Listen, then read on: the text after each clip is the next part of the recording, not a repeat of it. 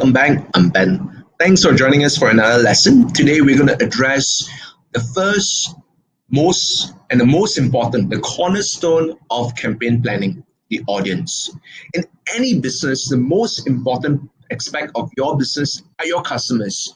So just like that, in every campaign, the most important part of the campaign is understanding the audience. If this is your first time joining us, I always start by emphasizing on our objective. We here at BZ want to help 50,000 small medium enterprises to grow and to expand their business online. Within the next 3 years, we want to help this 50,000 SMBs to achieve 15 billion annual sales in combined. From Since we started in February till November this year, we have helped close to 2,000 over BZ users to achieve 77 million ringgit worth of online sales. We hope you come and join us in this journey and contribute towards that shared vision together. Let's talk a bit about audience targeting. And I'll give you the fundamentals of what targeting is about. Now, assume this is two separate campaigns. The orange circle represents every person who click and buy. The black circle represents every single individual who click and then buy. Now, if you have ran any campaigns before, you know that regardless whether a person buy or not, you pay based on click. Every time someone click on an ad, you have to pay. So in this campaign, we have a 50-50.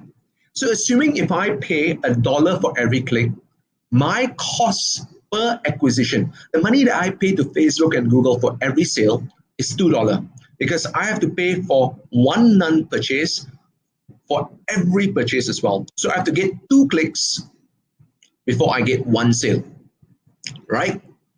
So in the next campaign, the campaign B, for every 1 sale, I have to pay for 3 other non-sale click as well.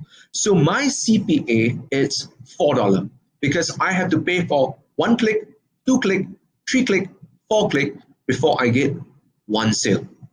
So the objective of audience targeting is to make sure that you narrow down your targeting so well, that you refine your targeting so well that you only target as little as this black dot as possible, so that your cost per acquisition is lower and your predictability is better and your scalability is also greater. So let me share a bit on how all this AI works. At the base of it, whether it's Facebook, Google, BZ, when it comes to audience targeting, it is a simple segmentation and classification AI. And how this AI works is very simple. Let me explain with a simple example. Let's just say this green circle represents people who buy, and this purple circle represent people who doesn't buy. And each of this individual, based on their profile, based on their information consumption pattern, we know a bit about these people. For example, we know that Jim is 30 or 40-year-old. He visits a lot of fishing websites. He likes a lot of racing Facebook pages, and he's from KL. So what the AI will do is based on this data, he will look for common factors. It will look for common factors of people who buy. So for example, let's try to do this on our own, right? So 30 to 40-year-old, is that a common factor deciding whether a person buy or not? So Jim is 30 to 40-year-old, Patricia is 30 to 40-year-old, but Rohani isn't. She's 20 to 30, then maybe 20 to 30 it violates this rule. At the same time, Steve is 30 to 40-year-old. He doesn't buy as well. So age is not a factor. Maybe then fishing is a factor. But then Patricia doesn't like fishing, neither does Rohani, yet both of this lady bought. Then maybe location could be a factor. But then again, Jim is from KL, Rohani is from Shah Alam, Patricia is from PJ. There's no consistent value between the location towards purchase. In fact, Jim and Indra, both of them are KL. Indra didn't buy. Patricia and Steve are both from PJ. Patricia bought, Steve didn't. So location has no relevant factor. But the only consistent factor between Jim, Patricia, and Rohani is racing. So maybe racing is a common characteristic defining purchaser versus non-purchaser. This is how the AI learn. It looks for common patterns, common traits that define a group, right? So for this to work, for the AI to work, it is only as good as its data. So how the AI learn is that it divides the data into two sets of data. So it takes a training data, right? And it uses that training data to analyze. So for example, after analyzing, it says, okay, racing is a common factor. Now, before it starts to apply this learning, it must validate, hey, is this a valid assumption? So remember earlier on, it divides the data, 50% as training data, another 50% as test data. So after looking at the training data, it says, okay, a good factor to determine people who buy, a good feature to determine people who buy are racing. So it takes this remaining test data and check out, hey, let's isolate everyone who likes racing and see if these people have a greater propensity to buy versus the people who don't like racing. If this test data validate the learning of the training data, then the AI would accept this learning. So the AI is only as good as the data it is given, right? That means all AI subscribe to this three philosophy: garbage in, garbage out. If you give the AI bad data, you would get bad results. If you give the AI a higher variety of data, you would have prediction that can cater to a wider scenario. Just like if you have a child, if you train your child only to play badminton for the first 6, 8 years of his life, then the only thing he or she is able to do will be badminton. But if you expose the kid to music, to creative, to maths, to science, to sports, and a wide variety of knowledge, your child will be a more rounded individual who can adapt to that situation. Same thing as well. And the more data that you give to the AI, the greater the accuracy, the greater the prediction the AI would be able to function as well.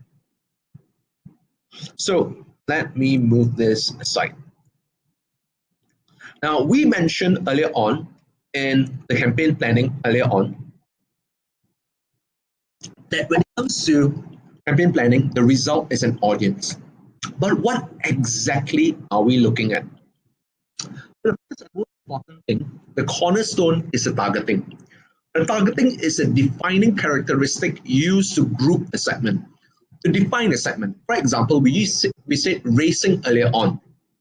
Other examples include demographic, interests, behavior, in-market, custom, and lookalike. Don't worry about all these terms, we will describe more later on.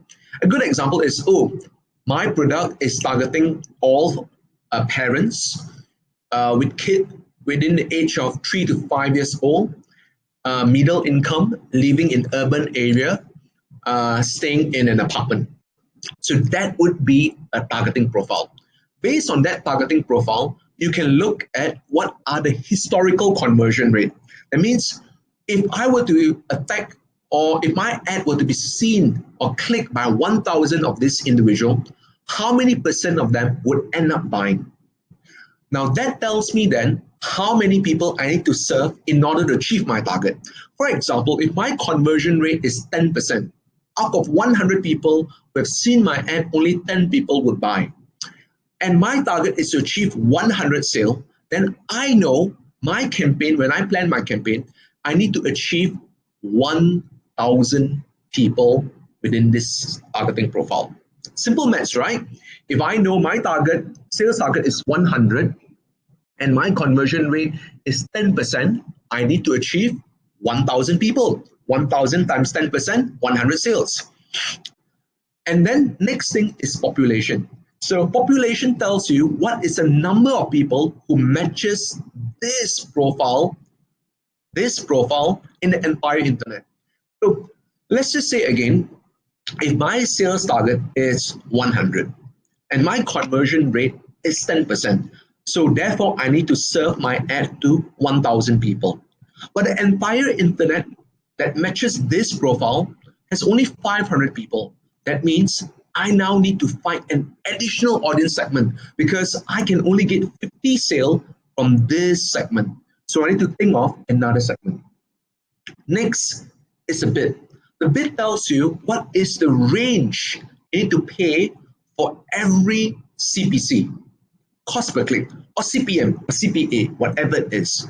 This tells you whether this segment is worthwhile to pursue or not. For example, if you say, look, my target is to achieve 100 sale. My product is only 100 ringgit. So I do not want to pay more than $50 for every sale, right? And the average conversion rate for this segment is 10%. Okay, so that means for every one sale, you need to pay for 9 other clicks that doesn't purchase, right? Now let's just say if the CPC, the recommended bid for CPC, is $1, right? So that means your CPA is 1 times your conversion rate, 10%, to 10. So your CPA is 10 because you have to pay for 9 other clicks that don't buy, right? If your conversion rate is 20%, so that means 2 in every 10 people who buy. So you need to pay for 5 clicks before you get 1 sale, right? So your CPA is 5. Based on that, you can decide whether this targeting, this segment is worthwhile to pursue or not. Now, if you do not do your audience planning well during the campaign planning phase, these are the following risks. 1, overlap. Again, we'll address more on this in our later lesson. Overlap is when there are multiple ads competing for the same person. For example, you create an ad targeting James. You create another ad targeting James as well. Now, because both ads are bidding for James' attention, each of your ads are trying to outdo each other, so you end up paying more than you need to get James' attention. Internal competition, right? Second is under or overbidding. If you have not done a proper bid research, if you do not know you have not done sufficient research to understand what is the right amount to bid for, you might be underbidding. That means, you have bid so little that other advertisers in Google or Facebook or Instagram is willing to pay so much more, your ads are never seen. Or you're overbidding. You can only pay $1 to get steep attention, but because you decide to pay 2, so Google charge you 2. So you end up paying more than you need to get Steve's attention. Underspending. For example, if your population size is too small, you did not conduct a proper research, you create an ad with a really, really small population size, Facebook and Google won't be able to spend your money at all, so your ads are not served, and definitely your sales target will not achieve. Right? Thank you. In our next lesson, we'll talk about how we can do all of this easily using PZ. Try this for free at www.pz.ai.